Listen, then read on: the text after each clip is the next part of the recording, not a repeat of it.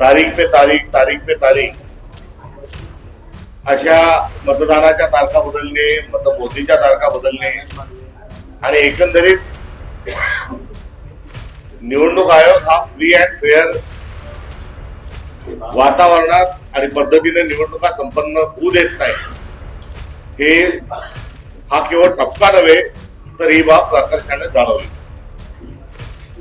त्याच निवडणुकांमध्ये पैशाचा, बोगस मतदानाचा मोठ्या प्रमाणावर वापर झाला. मतदानाच्या दिवशी माध्यमांनी सकाळपासून बोगस मतदार गाड्या भरून कसे येतात आहेत, पोलीस स्टेशनवर कसा पकडला गेला, मंगल कार्यालयामध्ये बोगस मतदार आणून कसे ठेवले, या सर्वांच बातम्या या देखील प्रकाशित झाल्या.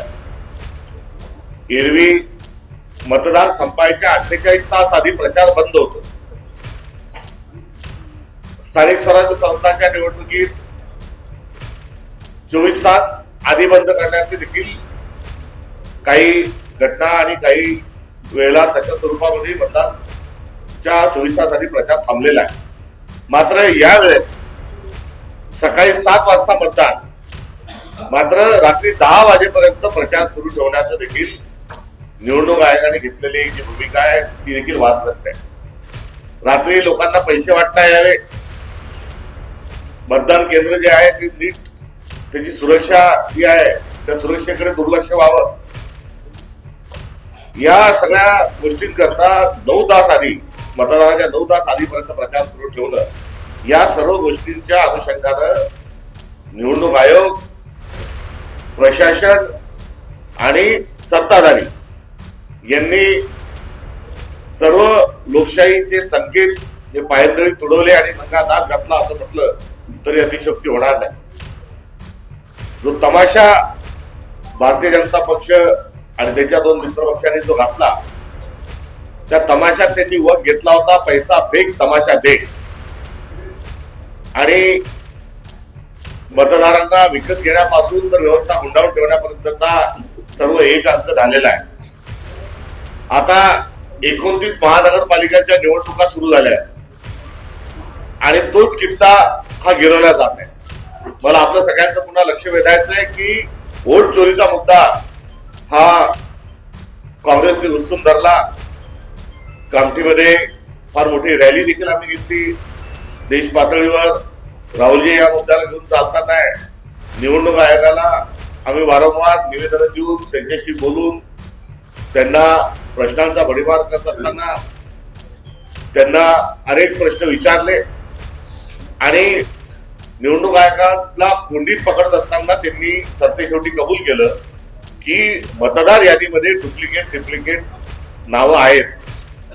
या नावाचं काय करणार म्हणून निवडणूक आयोगाने जेव्हा नगरपालिकेची कार्यक्रम जाहीर केला तेव्हा त्यांनी सांगितलं की ज्यांचं 1 पेक्षा अधिक ठिकाणी नाव आहे यांच्या नावापुढे आम्ही स्टार लावणार आहे आणि त्या स्टारवाला मतदानाला जेव्हा येईल तेव्हा आम्ही त्याला विचारू की तुला कोणत्या मतदारसंघात कुठे नाव ठेवायचं, कुठलं वगळायचं.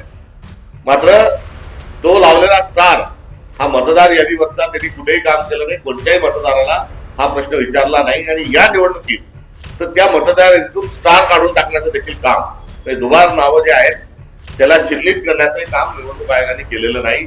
एकंदरीत वोट चोरीच्या संदर्भात त्यांनी कबुली देत असताना या संदर्भात तुम्हाला काय करायचं ते करा, आम्ही सुधारणार नाही, ही थेट भारताच्या नागरिकांना त्यांनी एक आव्हान दिलंय असं म्हणणं औचित्याचं आणि उचित ठरेल.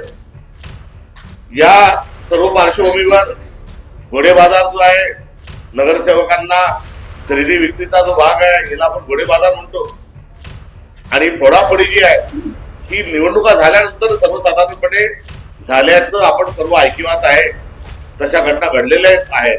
मात्र यावेळेस हा घोडे बाजार हा अधिक पुढे घेऊन गेले आणि आपले उमेदवार अनपोज करण्याकरता त्यांनी मोठ्या प्रमाणावर पोलिसांकरवी, प्रशासनाकरवी दबाव आणला, पैशाचा वापर झाला आणि मोठ्या प्रमाणावर विड्रॉल जे आहे हे सत्ताधाऱ्यांनी गैरमार्गाने करून घेतले. आणि यामध्ये मुख्यमंत्र्यांपासून तर आमदारांच्या पीए पर्यंत, सत्ताधाऱ्यांच्या भावापर्यंत हा सगळा विषय गेला आणि तिथेच तो थांबला नाही, तर विधानसभेचे जे अध्यक्ष आहेत राहुल नार्वेकर यांनी स्वतःच्या भावाकरता, भाऊजाईकरता आणि बहिणीकरता 3 लोक हे अनोपोज काढण्याच्या अनुषंगानं प्रयत्न करत असताना समोरच्या उमेदवाराला अर्जच भरू दिले नाही. डिपॉझिटची रक्कम भरली, त्यांना टोकन मिळालं, मात्र स्वतः नार्वेकर तिथे गेले आणि मव्वाली ज्या पद्धतीनं वागतात, बोलतात, तशा मव्वाल्यासारखं त्यांनी त्या ठिकाणी त्याचं वर्तन ठेवलं. धाकधपट केली, दमदाटी केली आणि 4 वाजेनंतरचं जे सीसीटीव्ही फुटेज आहे ते देखील गायब केलं. याची तक्रार केली तेव्हा निवडणूक आयोगाने सांगितलं पुरावे द्या. आता तुमचे सीसीटीव्ही आहे, तुम्हाला कारवाई करता येत नाही, ही असणारी जी परिस्थिती आहे ही लोकशाहीच्या अनुषंगाने काळीमा असणारी आहे. अहवाल मागितला काँग्रेसच्या तक्रारीवर आणि पालिकेने अहवाल दिला की त्यांनी केलेली जी कारवाई आहे ही कायदेशीर दृष्ट्या योग्य असली तरी प्रशासकीय दृष्ट्या आणि व्यवहारिक दृष्ट्या ही अत्यंत चुकीची आहे. म्हणजे प्रशासन वेगळं आणि कायदा वेगळा असा गोंधळ देखील त्या ठिकाणी घातला जातो. याही घटनेचा आम्ही निषेध करतो. आता राहिला विषय उर्वरित 28 नगरपालिकेचा आज काँग्रेस पक्षाच्या वतीनं नागपूर पासून आपल्या महाराष्ट्राची उपराजधानी नागपूर पासून आज काँग्रेसचा प्रचार हा सुरू होत आहे आणि या प्रचाराच्या अनुषंगाने सर्व विविध मुद्दे ही महाराष्ट्रामध्ये आम्ही घेऊन जात आहोत. नगरपालिकेमध्ये काँग्रेसला अपेक्षेपेक्षा जास्त यश हे मिळालं, ती अपेक्षा आमची नाही. आम्हाला तर यापेक्षाही जास्ती अपेक्षा होती. मात्र सर्वसाधारणपणे जे बुलडोजर व्यवस्थेचं, पैशाचं आणि अहंकाराचं चाललं त्या अनुषंगाने आम्ही लढलो आणि सर्वात मोठा विरोधी पक्ष महाराष्ट्रात काँग्रेस हा या नगरपालिकेच्या निवडणुकीच्या पार्श्वभूमीवर उदयास आलाय. 41 नगराध्यक्ष आणि 1006 नगरसेवक आमचे निवडून आले. 76 ठिकाणी आम्ही 2 नंबरवर होतो, तर 2500 आमचे नगरसेवकाचे उमेदवार हे 2 नंबरवर होते. ही जी सुरुवात काँग्रेसची जो कमबॅक केला आपल्याला म्हणता येऊ शकतं, हा महानगरपालिकेमध्ये आमचा झंझावात हा सुरू राहणार आहे. नागपूरमध्ये काँग्रेस पुन्हा एकदा आपला महापौर बसेल अशी नागपूरची असणारी परिस्थिती आहे. त्यामुळे मतदारांना आम्ही साथ घालत असताना का मतदान करावं याचा आमच्या जिल्हा काँग्रेस अध्यक्षांनी जाहीरनामाही वितरित केलाय. या जाहीरनाम्याच्या अनुषंगानं आमचा पक्ष कार्यरत राहील हे अभिवचन देखील आजच्या पत्रकार परिषदेच्या माध्यमातून या ठिकाणी आम्ही देतो आणि नागपूरच्या सर्व नेत्यांनी एकत्र येऊन जे निवडणुकीची रणनीती जी ठरवलेली आहे ही पण अत्यंत स्वागतार्ह अशी बाब आहे. मी सर्व आमच्या नेत्यांचंही अभिनंदन करतो. नागपूरमध्ये कुठलाही वाद नव्हता. नव्हे तर महाराष्ट्रातही तिकीट वाटपाची प्रक्रिया ही एका निश्चित केलेल्या व्यवस्थेतून आणि एका सिस्टीम मधून जी चालली त्यातून स्थानिक नेतृत्वाने सर्व जबाबदारी जी घेतली, समन्वय जो ठेवला, हे देखील काँग्रेसचं एक अचिव्हमेंट म्हटणं हे चुकीचं ठरणार नाही. या सर्वांवर स्थानिक मुद्दे, गावाची विविध प्रश्न या अनुषंगाने या निवडणुकीला काँग्रेस पक्ष सामोरे जात आहे.